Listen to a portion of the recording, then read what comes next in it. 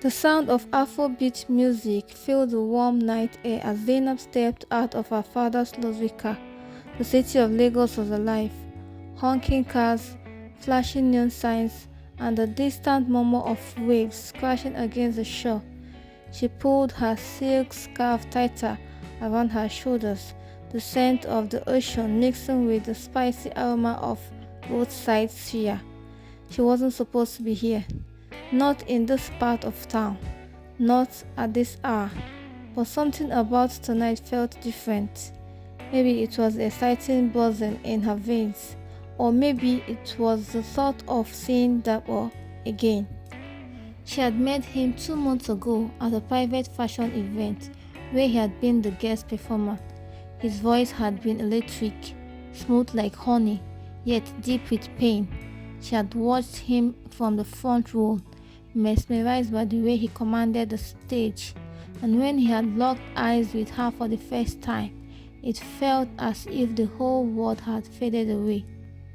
Now here she was, sneaking into a small underground club to watch him perform again. She glanced over her shoulder before stepping inside. If her father found out she was here, he would be furious. Chief Hassan Adeyemi was one of the most powerful businessmen in Lagos, and he had plans for her. Plans that did not involve falling for a struggling musician from the slums. But Zainab didn't care. Not tonight. The club was packed. Sweat and cigarette smoke thick in the air. She pushed through the crowd until she was close to the stage. The dim blue lights flickered as Zapo's band set up, and then, finally, he walked out. Tall, confident, magnetic. He picked up the microphone, and the crowd erupted in cheers. But his eyes scanned the room until they found hers. A slow smile spread across his face. "This song," he said into the mic, his deep voice vibrating through the air, "is for the one who stole my heart." Zainab's breath caught in her throat. Then he began to sing, and just like before, the world disappeared. After the show, Dapo found her waiting by the side entrance, her face glowing under the streetlights. "You came," he said, his smile widening. "You knew I would," she teased. Dapo laughed, his eyes dancing with mischief. "I was hoping." They walked along the quiet street, away from the noise of the club. The air was thick with humidity, but Zainab didn't mind. Being with him felt easy, like breathing.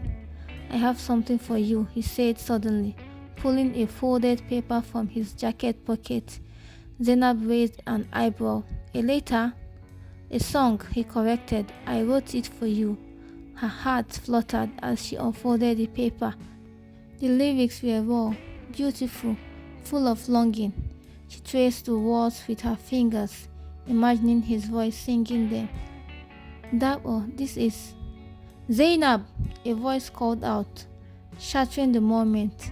She turned sharply to see a black SUV parked on the roadside. The back door swung open, and out stepped a tall man in a crisp suit. Her father's right-hand man. Her stomach dropped. "Get in the car," the man ordered. Zainab shook her head. "I'm not going anywhere." Dapo stepped protectively in front of her.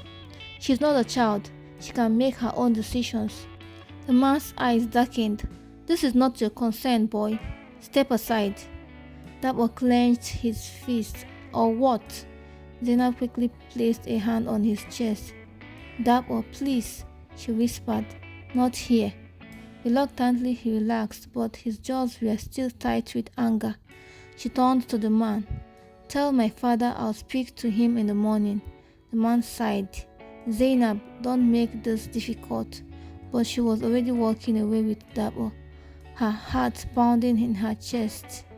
She knew she had just crossed a line, and she had no idea what it would cost her. The next morning, Zainab woke up in chaos. Her father was waiting in the living room, his face a mask of cold fury. "Who is he?" Chief Adeyemi asked, his voice dangerously calm. Zainab swallowed hard. His name is Dabo and I love him. The silence that followed was deafening. Then her father laughed. A short, bitter sound. Love! He shook his head. You don't even know what love is. She lifted her chin. And you do. When was the last time you loved anything other than money and power? The slap came fast, sharp. Zainab gasped, holding her stinging cheek. Her father's eyes burned with anger. You will never see him again, he hissed. I will make sure of it. Tears welled in her eyes. You can't control my life. But he only smirked. Watch me. That night, that boy didn't call. He didn't text, and by the next morning he was gone. His phone was switched off. His apartment was empty. No one knew where he was. It was as if he had vanished. Zainab searched everywhere, desperate for answers, but the truth came weeks later when she found out that her father had paid him off. Dabo had taken the money and he had left her. 2 years later, Zainab had become a different woman, stronger, colder. She had learned the hard way that love was a lie. She had taken over part of her father's business, proving herself to be more ruthless than he ever expected. And yet, there was a hollow space inside her that nothing could fill. Then one evening, at a high-profile gala, she heard a voice she thought she would never hear again. Dabo. She turned and there he was, standing across the room, older, sharper. His eyes met hers, filled with something unreadable. Her heart twisted painfully. Then she noticed something else. He was standing beside her father, smiling, laughing, like an old friend. Betrayal burned through her veins. He hadn't just left her. He had come back, and he was working with the man who had destroyed them. That night, as she stared at the city skyline from her penthouse, a plan began to form. Dabo has broken her once, but this time she would be the one to destroy him. Zainab swelled the golden liquor in her glass. Her eyes locked on Dabo from across the gala hall. He looked different, sharper jawline, tailored suit, the easy confidence of a man who had risen above his past. But she saw the truth behind his polished appearance. He was still the man who had disappeared on her, the man who had taken money to walk away, the man who now stood beside her father. She placed her drink down and forced a smile as she approached.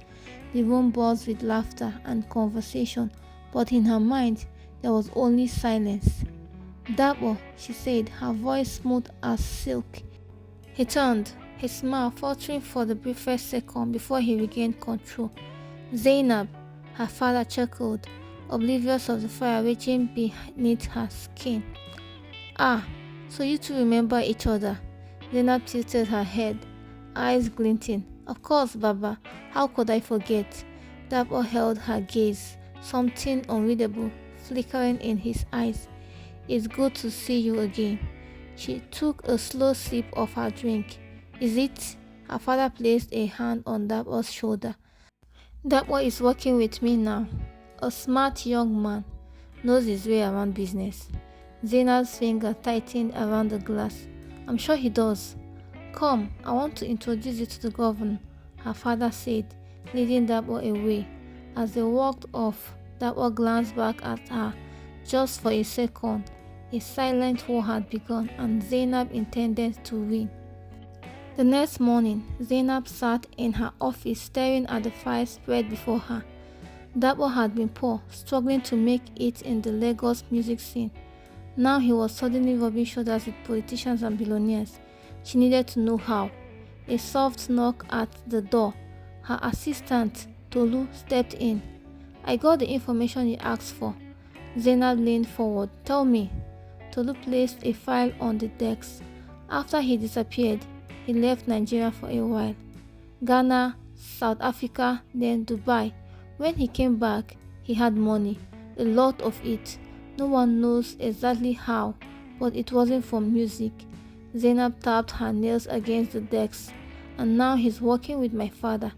Tolu nodded. Yes, your father trusts him, said he's useful. Zainab's lips curled into a slow smile. That's perfect. Tolu hesitated. What do you want to do? She closed the file. Her decision made. I'm going to make him regret ever coming back. Zainab's opportunity came faster than she expected. A high-profile charity event, exclusive guest list, and Dapper was going to be there. She arrived fashionably late, her emerald green dress hugging her cuffs in all the right places. Heads turned as she entered, but she had eyes only for one person. Dapper. He was standing at the bar, alone. Perfect. She walked up beside him, letting her perfume linger in the air.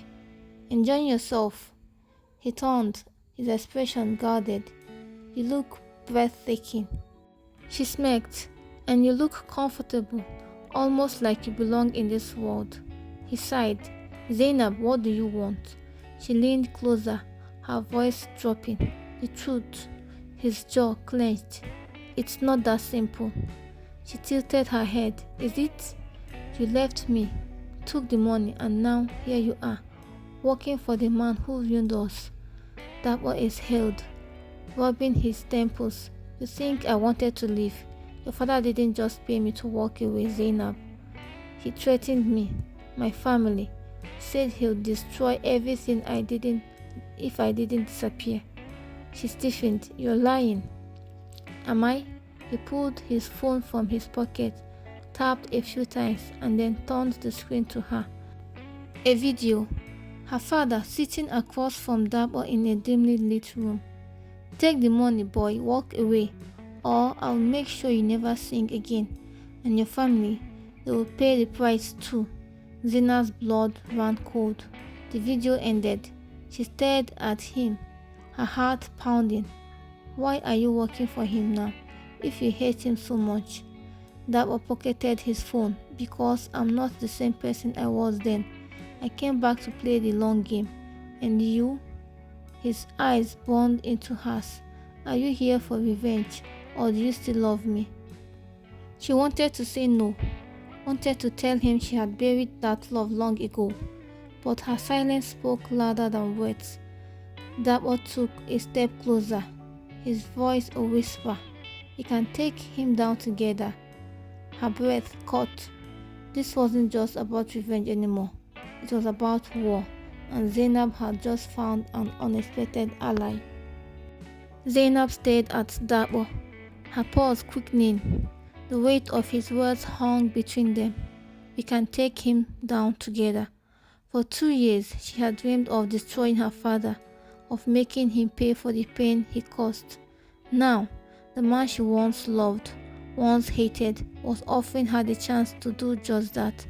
But could she trust him? She folded her arms, masking her inner turmoil.